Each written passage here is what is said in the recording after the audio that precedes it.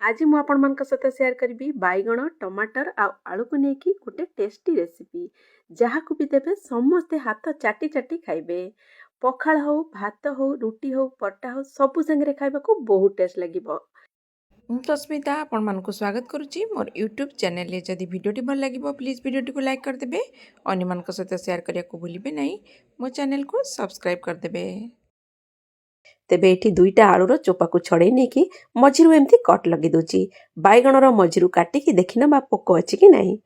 ଦୁଇଟା ବାଇଗଣକୁ ଏମିତି କାଟିକି ଦେଖିନେଲି। କିଛି ରସୁଣ ନେଇଛି ଆଉ ଲଙ୍କା ନେଇଛି। ଏଇନା ଚାଲନ୍ତୁ ଗୋଟେ ଜାଗାରେ ପାଣି ନେଇଯିବା। ମୁଁ ଏଠି କଡ଼େଇରେ ପାଣି ନେଇଯାଇଛି। ପାଣିରେ ଆଡ଼୍ କଲି ବାଇଗଣ ଆଳୁ ଟମାଟର ରସୁଣ ଆଉ ଲଙ୍କା। ଦେଖିବେ ଏମିତି ତରକାରୀ କରି ଖାଆନ୍ତୁ ନା, ଖାଇବାର ଟେଷ୍ଟ କେତେ ବଢ଼ିଆ ଲାଗିବ। ସବୁ ସାଙ୍ଗରେ ଖାଇବାକୁ ବହୁତ ଟେଷ୍ଟ ଲାଗିବ। ଏଇଟା ଟିକେ ଲୁଣ ପକେଇଦେଲି ଆଉ କଭର କରିକି ସିଝିବାକୁ ଛାଡ଼ିଦେବା। ଯେମିତି ବାଇଗଣ ଆଳୁ ଭଲ ଭାବରେ ସିଝିଯିବ। ମଝିରେ ମୁଁ ଚେକ୍ କରିନେଉଛି ଆଳୁଟା ସିଝିଲା କି ନାହିଁ। ଏମିତି ଛୁରୀ ସାହାଯ୍ୟରେ ଦେଖିନେବା ସିଝିଛି ନାହିଁ। ଦେଖନ୍ତୁ ଭିତରଟା ଟିକେ ଟାଣ ଅଛି। ଆଉ ପାଖାପାଖି 2ରୁ 3 ମିନିଟ୍ ପାଇଁ ମୁଁ ଛାଡ଼ି ଦେଉଛି ସିଝିବା ପାଇଁ।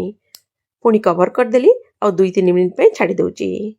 2-3 ମିନିଟ୍ ପରେ ଚେକ୍ କରିବା। ଆପଣ ମଝିରେ ଚେକ୍ କରିନେବେ, ଯଦି ସିଝିଥିବ କାଢ଼ିଦେବେ, ଯଦି ନ ସିଝିଥିବ ତାହେଲେ ଆଉ 1-2 ମିନିଟ୍ ପାଇଁ ସିଝିବାକୁ ଛାଡ଼ିଦେବେ। ଭଲ ଭାବରେ ଏଇନା ସିଝିଗଲାଣି। ଆଳୁକୁ ଚେକ୍ କରିନେଲି ଆଉ ଥରେ। ଏଇନା ଗୋଟେ ଜାଗାକୁ କାଢ଼ି ନେଉଛି। କାଢ଼ିଦେଲା ପରେ ଆମେ ଆକୁ ରଖିଦେବା ଥଣ୍ଡା ହେବା ପାଇଁ। ଏଟାକୁ ଥଣ୍ଡା ହେବା ପାଇଁ ରଖି ନେଉଛି। ଥଣ୍ଡା ହେଲା ପରେ କ'ଣ କରିବା, ବାଇଗଣର ଯେଉଁ ଉପର ଚୋପା ଅଛି ତାକୁ ଛଡ଼େଇ ନେବା, ଟମାଟର ଚୋପାକୁ ବି ଛଡ଼େଇ ନେବା। ଏମିତି ଥରେ କରିକି ଖାଆନ୍ତୁ, ଦେଖିବେ ଯାହାକୁ ବି ଖାଇବାକୁ ଦେବେ ନା ଆପଣଙ୍କର ତାରିଫ ନ କରିକି ରହିପାରିବନି। ଏତେ ଟେଷ୍ଟ ଲାଗିବ ଏଟା ଖାଇବାକୁ। ଆଉ ଏଟା କମ୍ ତେଲରେ ବି ହେଉଛି। ତେଲ ମସଲା କମ୍ ଖାଇବା ବି ବହୁତ ଦେହ ପାଇଁ ଭଲ। ସେଥିପାଇଁ ଏଇଟା ନିଶ୍ଚିନ୍ତ ଭାବରେ ଆପଣମାନେ ଟ୍ରାଏ କରନ୍ତୁ। ଏଇନା ସବୁର ଚୋପାକୁ ଛଡ଼େଇଲା ପରେ ବାଇଗଣର ଉପରେ ଯେଉଁ ଭୁଣ୍ଡି ପର୍ସନଟା ଅଛି ତାକୁ ମୁଁ କାଟି ନେଉଛି। କାଟିଲା ପରେ ଗୋଟେ ଜାଗାରେ ଏମିତି ନେଇଗଲି। ହାତରେ ଭଲ ଭାବରେ ଧୋଇକି ଆପଣ ଭଲ ଭାବରେ ଚକଟି ନେଇପାରିବେ। ମୁଁ ଏମିତି ମ୍ୟାକ୍ସ କରି ନେଉଛି। ଏଟାକୁ ଆପଣ ରୁଟି ହଉ ଗରମ ଗରମ ଭାତ ହଉ ପରଟା ହଉ ପଖାଳ ହଉ ସବୁ ସାଙ୍ଗରେ ଖାଇପାରିବେ। ଖାଇବାକୁ ଏଟା ବହୁତ ଟେଷ୍ଟ। ଥରେ ନିଶ୍ଚିନ୍ତ ଭାବରେ ଟ୍ରାଏ କରନ୍ତୁ। ଭଲ ଭାବରେ ଚକଟି ନେଲା ପରେ ଗୋଟେ ଜାଗାରେ ମୁଁ ସୋରିଷ ତେଲକୁ ଗରମ କରି ନେଉଛି। ତେଲକୁ ଭଲ ଭାବରେ ଗରମ ହେବା ପାଇଁ ଛାଡ଼ିଦେଲି। ସେଥିରେ ଟିକେ ହିଙ୍ଗୁ ପକେଇ ନେଲି, 2ଟା ଶୁଖିଲା ଲଙ୍କା, 1 ଚାମଚ ଜିରା, 1 ଚାମଚ ବିରି ଡାଲି, 1 ଚାମଚ ବୁଟ ଡାଲି, ସବୁ ଜିନିଷକୁ ଭଲ ଭାବରେ ହାଲକା ଭାଜି ନେବା।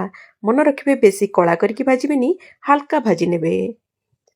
ହାଲକା ହାଲକା କଲର ଚେଞ୍ଜ ହେଲା ପରେ ଏଥିରେ 2ଟା କଞ୍ଚା ଲଙ୍କା କାଟି ରଖିଛି ପକେଇ ନେଲି। ଭୁସୁଙ୍ଗ ପତ୍ର ପକେଇ ନେବା। ଭଲ ଭାବରେ ମିକ୍ସ କରିଦେବା। 2ଟା ମିଡିୟମ ସାଇଜର ପିଆଜକୁ ମୁଁ ଚୁନା ଚୁନା କାଟିକି ରଖିଛି ତାକୁ ବି ପକେଇ ନେଲି। ଭଲ ଭାବରେ ମିକ୍ସ କରିକି ପିଆଜକୁ ହାଲକା ଗୋଲ୍ଡେନ ବ୍ରାଉନ୍ ହେଲା ତକ ଭାଜିବା। ମନେ ରଖିବେ ବେଶୀ କଳା କରିକି ଭାଜିବେନି, ହାଲକା ହାଲକା ଯେମିତି ପିଙ୍କ କଲର ଦେଖାଯିବ ପିଆଜଟା ସେଇ ପର୍ଯ୍ୟନ୍ତ ଭାଜିବେ।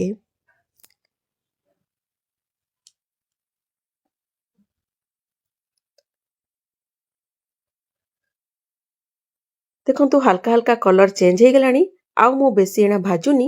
ଏଥିରେ ଯେଉଁ ବାଇଗଣ ଆଳୁ ଟମାଟରକୁ ଚକଟିକି ରଖିଥିଲି ତାକୁ ପକେଇ ନେଉଛି।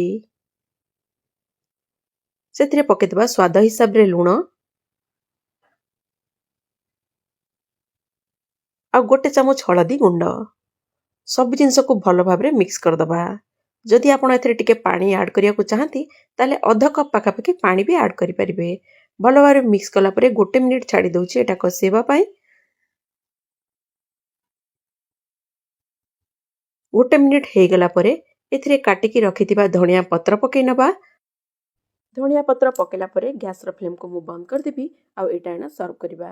ଥରେ ଏମିତି କରିକି ଖାଆନ୍ତୁ, ଦେଖିବେ ଖାଇବାକୁ କେତେ ଟେଷ୍ଟ ଲାଗିବ। ଆଉ ବହୁତ କମ୍ ତେଲରେ ହେଉଛି, ଯାହାରେ ଦେହ ପାଇଁ ବି ଭଲ ଆଉ ଖାଇବାରେ ବି ଟେଷ୍ଟ। ତେବେ ଆଜିର ଭିଡ଼ିଓଟି ଆପଣମାନଙ୍କୁ କେମିତି ଲାଗିଲା? ଯଦି ଭଲ ଲାଗିଲା ତେବେ ପ୍ଲିଜ୍ ଭିଡ଼ିଓଟିକୁ ଲାଇକ୍ କରିଦିଅନ୍ତୁ, ଅନ୍ୟମାନଙ୍କ ସହିତ ପ୍ଲିଜ୍ ସେୟାର କରିଦିଅନ୍ତୁ। ତେବେ ରହୁଛି, ପୁଣି ଦେଖା ହେବ ନୂଆ ଭିଡ଼ିଓରେ।